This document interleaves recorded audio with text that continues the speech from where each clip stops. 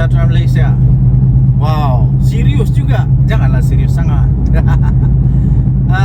Hari Sabtu, hari yang dinanti, bertambah satu hari pada hari-hari. Okey, ada kawan suruh saya komen atau beri ulasan. Mungkin ini satu sindiran kepada saya kah, kepada siapa-siapa kah. Tapi tak kisahlah, kan kita ini terbuka di Malaysia. Takut apanya? Kita tenang saja. Lagipun apapun terjadi kepada politik negara Malaysia, pokok getah saya tetap itu juga. Ndak pun kasih keluar duit tu pokok getah. Perlu dipotong juga, perlu makan nasi, perlu beli beras juga di kedai. Ndak ada kena-mengena pun dengan saya. Jadi adalah kawan ni, dia kasih post, kemudian dia tanya, apa pendapat kau tentang ini? Saya tengok dia tu, aduh, apakah benda punya soalan ni? Iyalah, apa dia kata, dia kasih bagi, ada satu berita tu, entah abang Zahid ke adik Zahid ke masuk PAS. Aku kata, apa kena mengena pula. Jadi dia kata, apa komen kau? Zahid punya saudara sendiri pun boleh tinggalkan Zahid. Aduh, ini betul saya terus bingung ini. Apa kena mengena? Tahukah? Kalau di Sabah, adik-beradik ada parti sendiri tahu. Jadi apa pula masalahnya? Datuk Seri Joseph Pairin Kitingan dengan Tan Sri Jeffrey Kitingan, Datuk Sri, dua-dualah, nampalah Jeffrey dengan Pairin. Jeffrey Kitingan dengan Pairin Kitingan, dua-dua berbeza parti tahu. Satu Star, satu lagi PBS. Bertanding pula tu, berlawan. Tapi di rumah tetap minum kopi sama-sama. Habis kenapa? Apa bendanya? Itu orang-orang besar tahu di dalam parti. Orang besar di dalam parti. Yang saya mau tanya nih, adik kah, abang Zahid kah, saya pun dah tahulah. Tapi apa pangkat dia di UMNO? Kenapa pula membawa masalah kepada UMNO? Bawalah semua, bawalah. Siapa lagi kamu mau bawa? Bawalah masuk PAS semua. Bawalah masuk PAS semua. Aku betul-betul hairan. Kenapa lah kalau dia masuk PAS? Apa kena mengena pula? Bubar ke UMNO kalau dia masuk PAS? Adai. Hairan. Apa kena mengena? Cuba kamu pikir sikit apa kena mengena dengan UMNO? Dia bukan presiden UMNO. MP lah, tidak. Dia apa? Adun? Ndak juga. Ndak ada apa-apa tahu. Ndak ada apa-apa signifikan pun kepada PAS, kepada UMNO. Ya, PAS pun tidak ada apa-apa signifikan, tidak ada pun kelebihan kepada PAS. Kalau kamu mau kasih tanding, dia kasih tanding je lah. Dah kisahlah. Okey, kita isi minyak dulu. Tenang kamu. Kita mesti isi minyak dulu. Nanti kita kehabisan minyak, mati kita di tengah jalan. Kita isi minyak dulu. Kamu tenang, aku isi minyak dulu.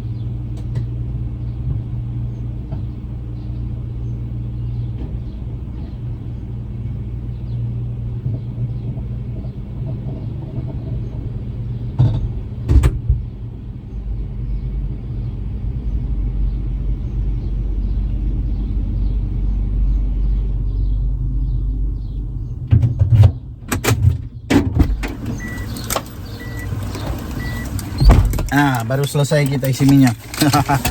Segalanya berjalan lancar. Oke, so, pakai dulu tali pinggang keselamatan, baru kita teruskan. Oke, kita teruskan. Oke. Oh, Tuhan jaga langkah saya, Tuhan menjaga perjalanan saya, berkati semoga semua oke saja. Tuhan menjaga kita semua. Oke, amin. Oke, Tuhan yang menjaga kita semua. Oke, hati-hati memandu. Oke, so tuan-tuan dan puan, sekali lagi, apa kena mengena dengan UMNO? Kita jumpa lagi. Bye. Salam sejahtera Malaysia. Selamat pagi tuan-tuan dan puan. Ini ada satu gambar nih, saya sisipkan lah. Saya sisipkan gambar ini, Anda lihat. Saya tidak tahu gambar ini kena edit kah? Gambar ini gambar tahun zaman Firaun kah? Entah zaman bila lagi? Zaman dulu lagi mungkin. Masih zaman Flintstone mungkin. Yang ditunjuk semula kah? Atau ini gambar tiada kena mengena dengan politik? Mungkin hanya gambar makan malam kah, tiba-tiba diedit jadi begitu. Tapi ada kawan lah suruh saya komen sedikit, ulas sedikit tentang gambar ini. Apa pendapat saya tentang gambar ini? Setuju kah tidak? Dan apa di hati saya tentang gambar ini? Pertama sekali, itulah saya kata tadi, saya tidak pasti gambar ini gambar apa, tentang apa, diedit ke tidak. Tapi saya anggap sejak gambar ini gambar yang genuine. Katakanlah pas mau bergabung dengan JRS, saya tidak setuju. Kenapa saya tidak setuju? Banyak alasannya. Kenapa? Saya pikir PAS tidak akan membawa sebarang infak, sebarang signifikan, sebarang kekuatan tambahan kepada JRS. Tidak akan membawa sebarang impak atau kekuatan kepada JRS. Yang saya nampak, ini akan menyebabkan JRS lebih dalam bahaya.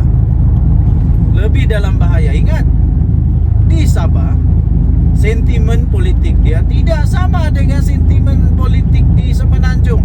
Tidak sama. Di Sabah, sentimen politik di Sabah lebih bebas. Pikirannya lebih bebas. Lebih bebas maksudnya kita ini di Sabah, kita tidak politik berdasarkan kaum lagi, tidak. Berdasarkan agama, tidak. Politik di Sabah berdasarkan kepada lebih terbuka sekarang ini, ya, lebih terbuka. Jadi tuan-tuan dan puan, saya pikir kalau PAS bergabung dengan JRS, bukan akan menguatkan JRS, malah kemungkinan besar akan melemahkan JRS. Kenapa JRS mau gabung dengan PAS? Sedangkan parti-parti Semenanjung sendiri menolak PAS. Lagi satu, itulah. Lagi satu, di Sabah, dia punya sentimen politik di Sabah semakin lebih kepada kesadaran kepada kekitaan. Maksud kekitaan itu ialah orang-orang Sabah sekarang, dia mau kalau yang dapat memerintah di negeri Sabah ini parti dari Sabah sendiri. Parti dari Sabah sendiri. Sebab itu Bersatu sudah tiada di Sabah. Bukan tiada, tapi sudah ditolak. Sekarang sudah jadi JRS, tidak ada sudah Bersatu. Jadi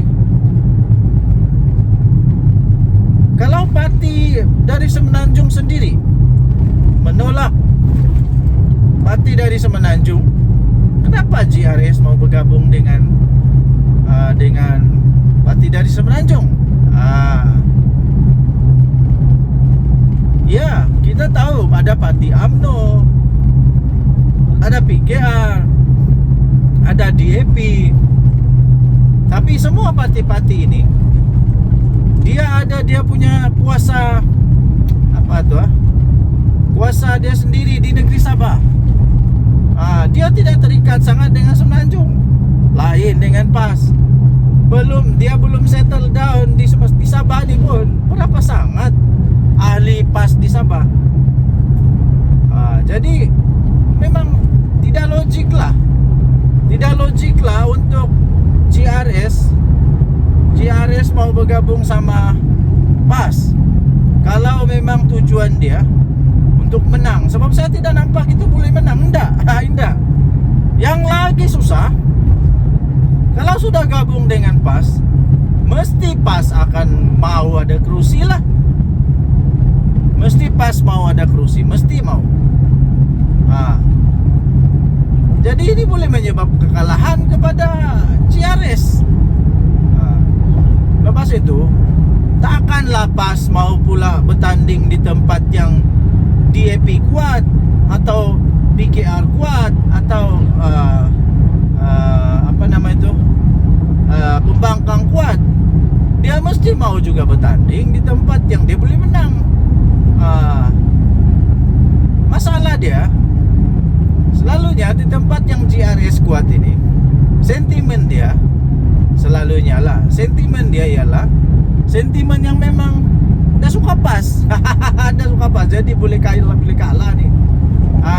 Jadi itulah pendapat saya. Saya pikir janganlah, tak payahlah bergabung. Tak payah bergabung. Lepas tu kawan tanya, kalau PAS sama GRS bergabung, kau mau tolong dorang kempen kah? Indah, aku tak mau tolong dorang kempen. Indah, aku mau tolong kempen. Indah, saya tidak akan tolong kempen kalau GRS gabung dengan PAS. Indah. Sebab kenapa? Saya tidak setuju kan. Saya tidak setuju gabungan di antara dua parti politik ini. Jadi kalau saya tidak setuju, kenapa saya mau tolong kempen pula? Tapi indahlah juga saya menghasut orang supaya jangan undi mereka. Tidaklah, suka hati korang lah. Kamu mau undi siapa, suka hati kamu lah. Itu kamu punya hal. Kita di negara demokrasi apa? Tapi saya indah akan undi GRS atau PAS kalau dorang bergabung. Indah. Saya bagi tahu indah. Tapi undi adalah rahasia. Undi adalah rahasia. Tapi saya tidak kempen lah. Itu saja, tidak kempen. Lagipun saya memang dah suka berkempen. Pandai-pandai lah kamu berkempen. Bukannya kena bayar duit untuk berkempen. Jadi bikin apa? Jadi terpulang kepada anda, apa pendapat anda? Tapi saya tidak setuju lah. Saya tidak setuju. Banyak lagi sebab dia yang lain. Kalau ditulis semua sebab dia, boleh siap 13 buah buku tau. Boleh siap 13 buah buku. Kau boleh buat tesis panjang lebar itu. Nanti dia punya kesimpulan tesis dia. What is your thesis? My thesis is kalah. Itu saja pendek, satu perkataan, kalah. Kalah, boleh kalah GRS nih. Boleh kalah GRS kalau dia bergabung dengan PAS. Kalau lah. Jadi tentang gambar ini saya pun tidak tahu betul atau tidak. Tapi itulah pendapat. Mau bergabung, suka hati kamu. Tapi ada konsekuensi dia. Hati-hati ya. Oke. Kalau di Semenanjung kalah. Di Sabah boleh menang kah? Dan yang tadi Suara Rakyat, kita jemput lagi. Kita jumpa lagi. Bye bye. Salam sejahtera Malaysia. Dan yang tadi Suara Rakyat bergema di channel ini. Kita gelak dulu. Kita gelak dulu. Saya masih ingat tau. Masih ingat lagi. Hadiah wang. Hadiah wang. Lucu juga orang tua nih. agaknya waktu dia bercakap dulu dia memang agak sedikit sudah lali orang sama bilang lali ini maksudnya nyanyuk. Mungkin dia tidak sadar apa yang dia cakap, kasihan lah. Jadi kita apalah, lupakanlah dia punya kata-kata itu, kita berdamailah dengan kata-kata dia. Cuma saja saya ingat dulu dia kata kerajaan ini, kerajaan Madani lah, kerajaan perpaduan ini lah, bila-bila masa saja akan tumbang. Bila-bila masa saja akan tumbang. Oh, Perikatan Nasional lah itu konon mau naik balik. Apa yang terjadi ya tuan-tuan dan puan yang dihormati sekalian? Apa yang terjadi? Ini kemarin Perdana Menteri Datuk Seri Anwar Ibrahim mengumumkan membentangkan belanjawan untuk kali ketiganya.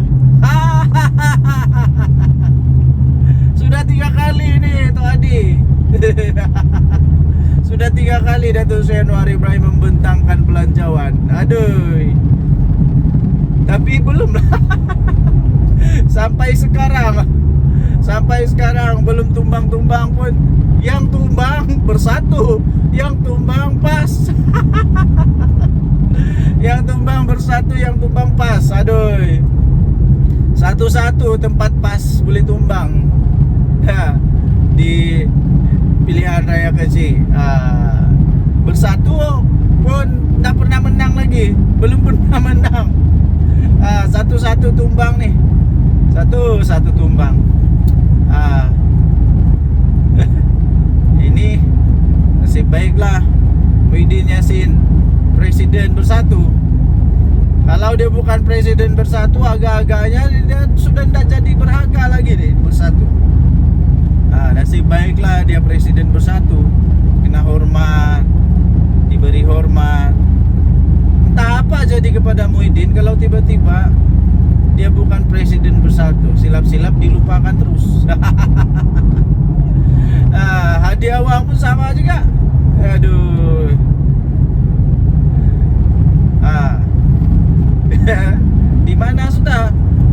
Di mana sudah yang mau kasih tumbang tuh. Beginilah saya bagi kesimpulan, Perikatan Nasional tidak akan mampu untuk membentuk semula kerajaan. Nah. Setakat ini enggak ya. Kenapa? Banyak sangat sebab dia. Banyak sangat sebab. Sebab yang pertama, kalau sudah nanti pembagian kursi pun sekurang-kurangnya Bersatu pun mau ada kursi kan, tapi masalah dia setiap kali Bersatu bertanding kalah. Jadi kecuali lah kalau semua pas mau tanding, ada harapan dia menang lah. Tapi untuk membentuk kerajaan perlu 112. Masalahnya pas tidak cukup 112. Macam mana pun pas tidak akan dapat 112. Tidak akan. Kecuali dia bergabung dengan mana-mana parti politik. Masalah dia mana? Siapa lagi yang mau bergabung sama PAS? Siapa lagi? Kecuali Bersatu. Bersatu ini saja yang terdesak. Jadi dengan siapa-siapa pun dia mau bergabung. Tapi parti lain yang masih bijak, yang masih kuat, yang masih punya rasional, yang masih punya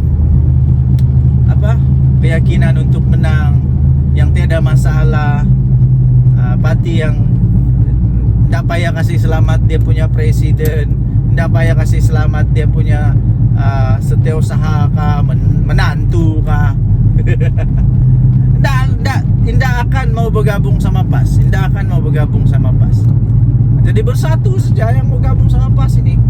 Gerakan mau gabung sama PAS. Yang lain-lain siapa mau gabung sama PAS? Siapa? Gerakan tak payah cakap lah, bukan kuat pada pun. Mau dapat 2 kursi pun susah.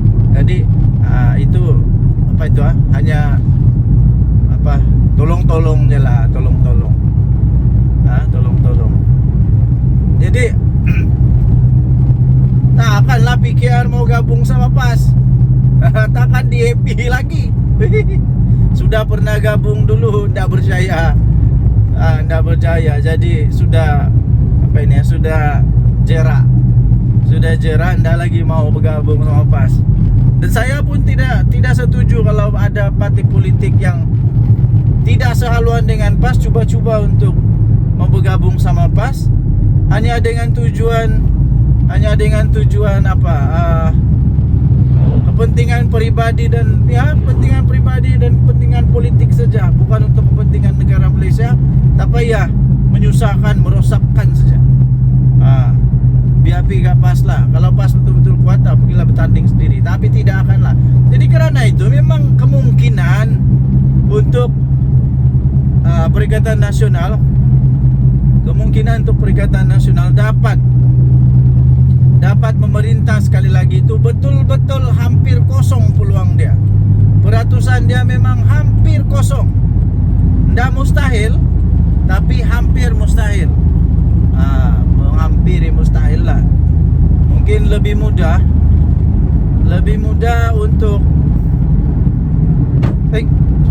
untuk orang lain jadi Perdana Menteri daripada Perikatan Nasional yang jadi Perdana Menteri. Jadi tidak ada kemungkinan lah, ya, tidak ada kemungkinan. Jadi lupakanlah mimpi-mimpi yang pelik-pelik tuh. Lupakanlah mimpi-mimpi yang pelik-pelik.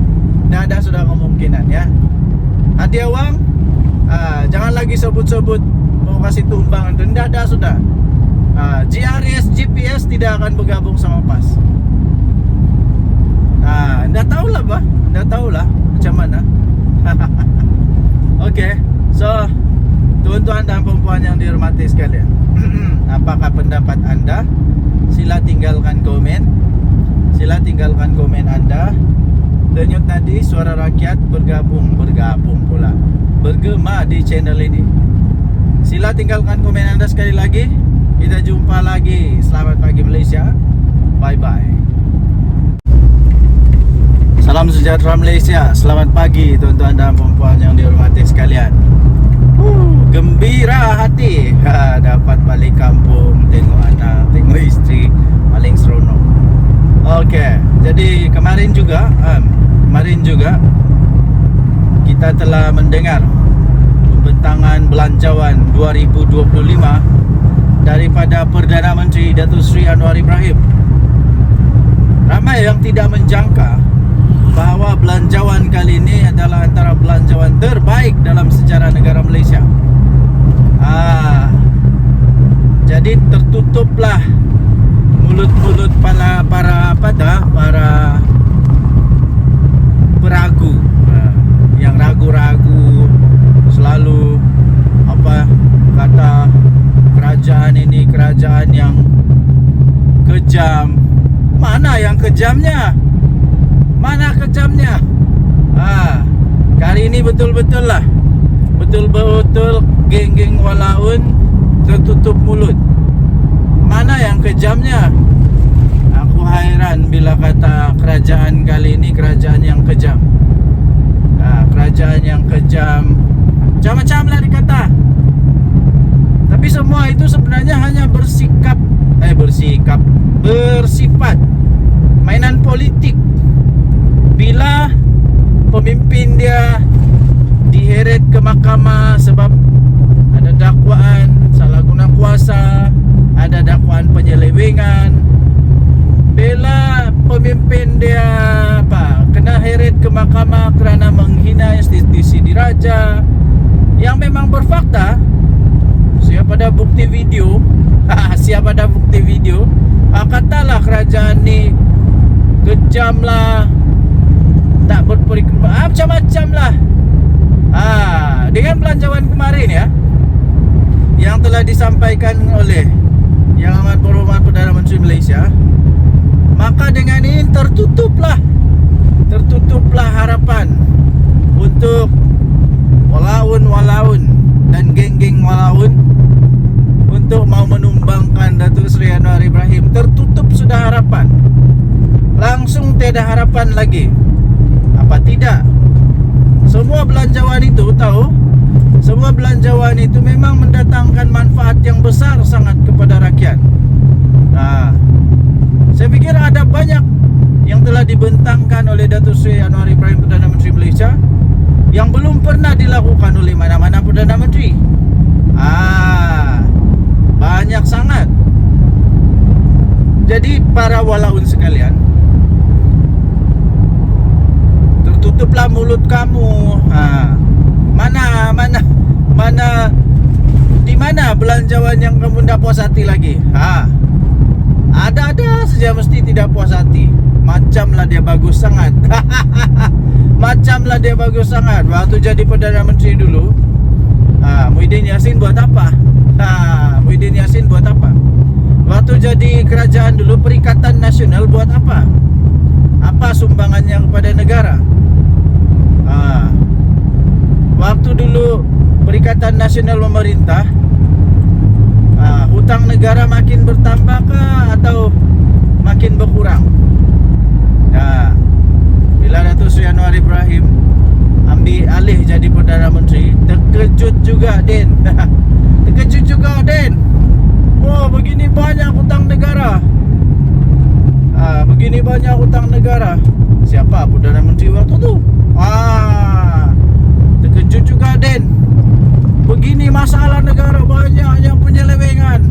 Sampai ada menantu melarikan diri keluar negara pula tu. Mana yang bagus sangat tu? Ini belum lagi. Kejap lagi kita akan bongkar satu rahsia lagi. Satu rahsia lagi yang betul-betul luar biasa ya. So, keep in touch. Keep in touch. Orang kata keep in touch. Jangan kemana-mana. Okey, baik. Kerana itu ya, tuan-tuan dan puan, anda boleh tinggalkan komen anda. Apa yang anda paling suka? Apa yang anda paling suka dengan belanjawan 2025? Apa yang anda paling suka dengan belanjawan 2025? Bagi saya secara pribadi, semua belanjawan itu saya suka. Ditambah lagi apabila Datuk Seri Anwar Ibrahim punya ucapan itu, dia sebut lagi nama-nama rakyat Malaysia yang maharin, yang biasa-biasa, pelajar biasa, yang dia sebut, yang telah mengharumkan nama negara. Itu menunjukkan rasa rasa menghargai dia kepada rakyat maharin. Inilah dia. Okey, so apa belanjawan yang anda suka? Apa isi belanjawan yang anda suka ya? Sila tinggalkan komen anda. Denyut Nadi Suara Rakyat bergema di channel ini. Jangan lupa untuk tinggalkan komen anda. Kita jumpa lagi. Bye-bye. Okey, salam sejahtera Malaysia. Denyut Nadi Suara Rakyat bergema di channel ini. Okey, pagi ini saya jalan di hutan. Kamu boleh dengar bunyi cengkerik yang bising tu. Memang tempatnya hutan. So saya sengaja pagi ini mengambil ketenangan sedikit, sambil kita buat satu ulasan tentang apa yang dikatakan oleh seorang ni lah. Dia kata pada zaman PM Anwar ni, dosa kalau jadi kaya.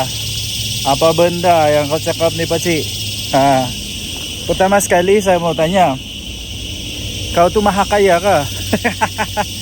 Yang menjadi keheranan saya sekarang, sebelum saya ulas, yang menjadi keheranan saya sekarang ni ya, tuan-tuan dan puan yang dihormati sekalian, adalah orang-orang yang maha kaya tak bising pun.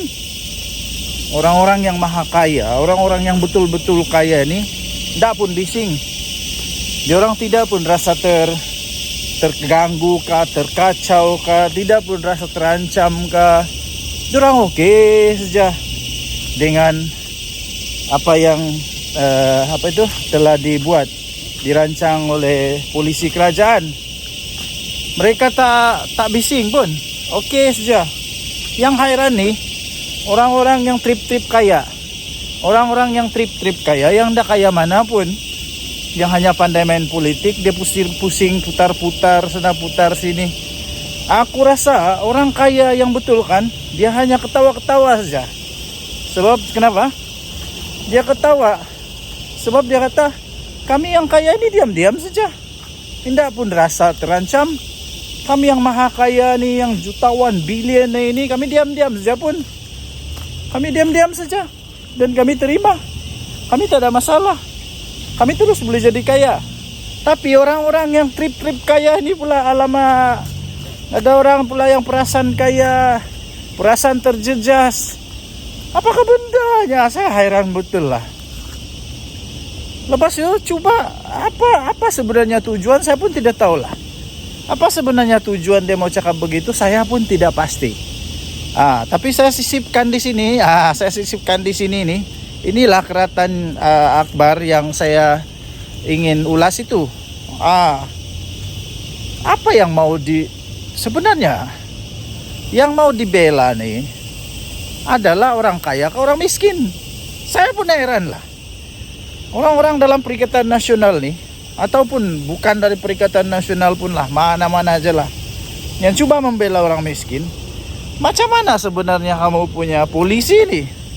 Kamu mau jadikan orang yang miskin lebih miskin, atau mau jadikan orang kaya tetap kaya, tapi orang miskin ada peluang untuk menjadi kaya?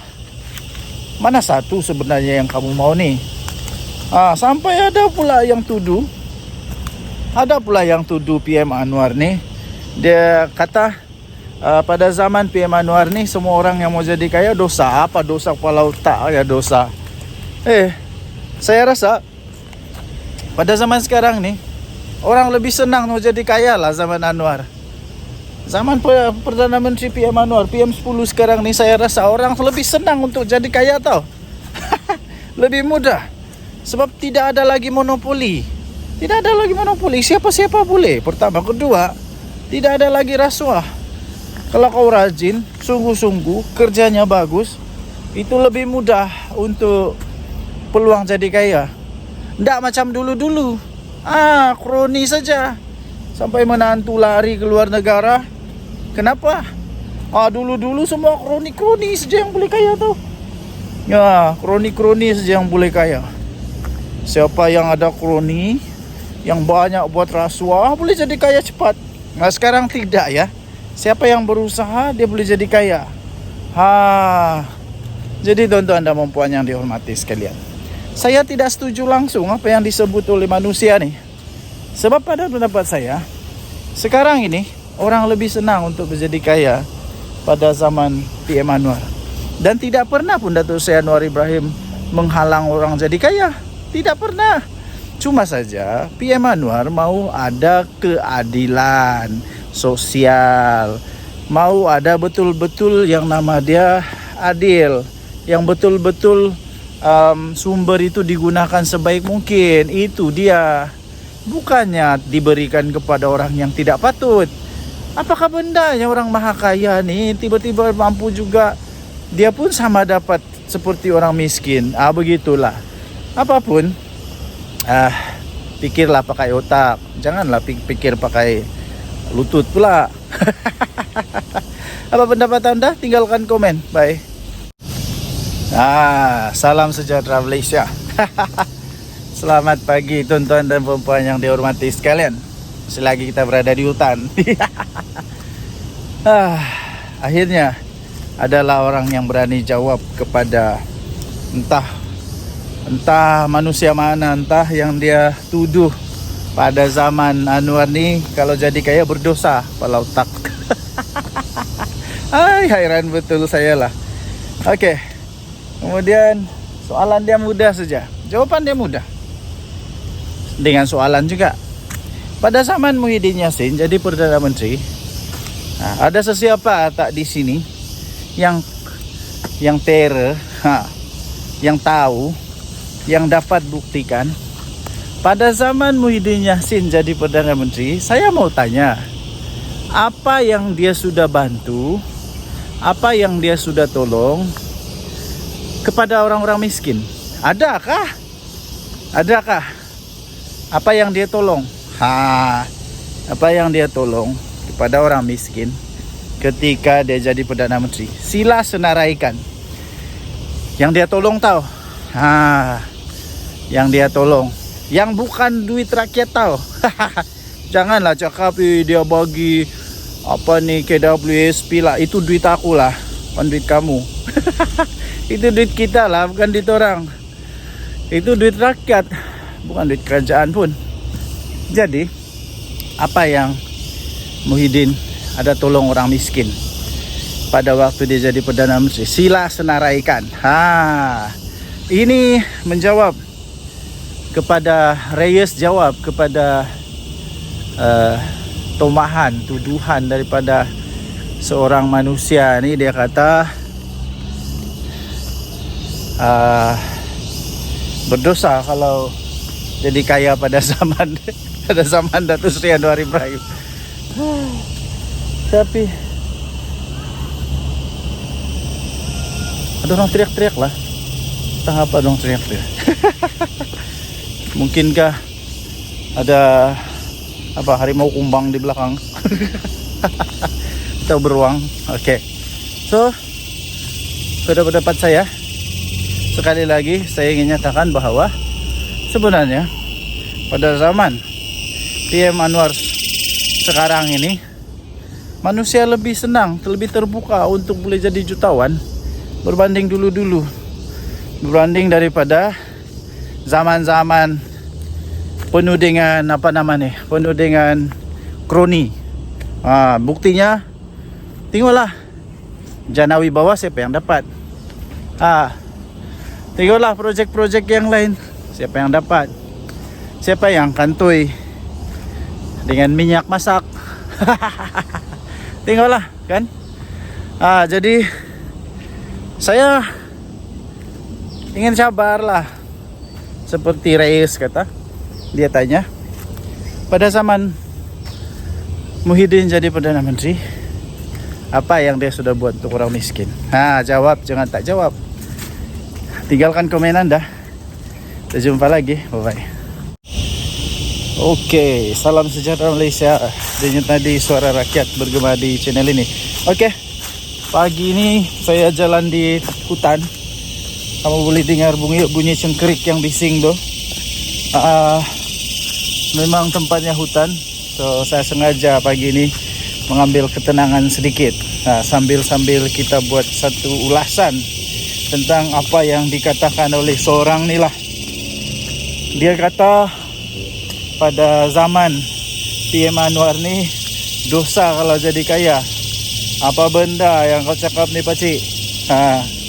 Pertama sekali saya mau tanya, kau tu maha kaya kah? Yang menjadi keheranan saya sekarang, sebelum saya ulas, yang menjadi keheranan saya sekarang ni ya, tuan-tuan dan puan yang dihormati sekalian, adalah orang-orang yang maha kaya tak bising pun. Orang-orang yang maha kaya, orang-orang yang betul-betul kaya ni tak pun bising. Diorang tidak pun rasa terganggu kah, terkacau kah, tidak pun rasa terancam kah. Diorang okey saja dengan apa yang telah dibuat, dirancang oleh polisi kerajaan. Mereka tak bising pun, okey saja. Yang hairan ni orang-orang yang trip-trip kaya. Orang-orang yang trip-trip kaya, yang dah kaya mana pun, yang hanya pandai main politik, dia pusing putar-putar sana putar sini. Aku rasa orang kaya yang betul kan, dia hanya ketawa-ketawa saja. Sebab kenapa? Dia ketawa sebab dia kata, kami yang kaya ini diam-diam saja, tidak pun rasa terancam. Kami yang maha kaya ni, yang jutawan, bilion ini, kami diam-diam saja pun. Kami diam-diam saja dan kami terima. Kami tak ada masalah. Kami terus boleh jadi kaya. Tapi orang-orang yang trip-trip kaya ini pula, alamak, ada orang pula yang perasaan kaya, perasaan terjejas. Apakah bendanya? Saya hairan betul lah. Lepas itu coba apa sebenarnya tujuan, saya pun tidak tahu lah. Apa sebenarnya tujuan dia mau cakap begitu, saya pun tidak pasti. Tapi saya sisipkan di sini. Saya sisipkan di sini nih. Inilah keratan akbar yang saya ingin ulas itu. Apa yang mau sebenarnya Yang mau dibela nih adalah orang kaya ke orang miskin. Saya pun heran lah. Orang-orang dalam Perikatan Nasional nih, ataupun bukan dari Perikatan Nasional pun lah, mana-mana aja lah, yang coba membela orang miskin. Macam mana sebenarnya kamu punya polisi nih? Kamu mau jadikan orang yang miskin lebih miskin, atau mau jadikan orang kaya tetap kaya, tapi orang miskin ada peluang untuk menjadi kaya? Mana satu sebenarnya yang kamu mau nih? Sampai ada pula yang tuduh PM Anwar nih. Dia kata pada zaman PM Anwar nih, semua orang yang mau jadi kaya dosa. Apa dosa kepala otak ya dosa? Saya rasa pada zaman sekarang nih, orang lebih senang mau jadi kaya lah zaman Anwar. Zaman Perdana Menteri PM Anwar, PM10 sekarang nih, saya rasa orang lebih senang untuk jadi kaya tau. Lebih mudah. Sebab tidak ada lagi monopoli. Tidak ada lagi monopoli, siapa-siapa boleh. Pertama, kedua, tidak ada lagi rasuah. Kalau kau rajin, sungguh-sungguh, kerjanya bagus, itu lebih mudah untuk peluang jadi kaya. Tidak macam dulu-dulu. Kroni saja. Sampai menantu lari ke luar negara. Kenapa? Dulu-dulu semua kroni-kroni saja yang boleh kaya tau. Ya, kroni-kroni saja yang boleh kaya. Siapa yang ada kroni, yang banyak buat rasuah, boleh jadi kaya cepat. Nah sekarang tidak ya. Siapa yang berusaha, dia boleh jadi kaya. Jadi tuan-tuan dan puan yang dihormati sekalian, saya tidak setuju langsung apa yang disebut oleh manusia nih. Sebab pada pendapat saya, sekarang ini orang lebih senang untuk menjadi kaya pada zaman PM Anwar. Dan tidak pernah pun Datuk Seri Anwar Ibrahim menghalang orang jadi kaya. Tidak pernah. Cuma saja PM Anwar mau ada keadilan sosial, mau ada betul-betul yang nama dia adil, yang betul-betul sumber itu digunakan sebaik mungkin. Itu dia. Bukannya diberikan kepada orang yang tidak patut. Apakah bendanya orang maha kaya nih tiba-tiba mampu juga, dia pun sama dapat seperti orang miskin? Begitulah. Apapun, pikirlah pakai otak, janganlah pikir pakai lutut pula. Apa pendapat anda? Tinggalkan komen. Bye.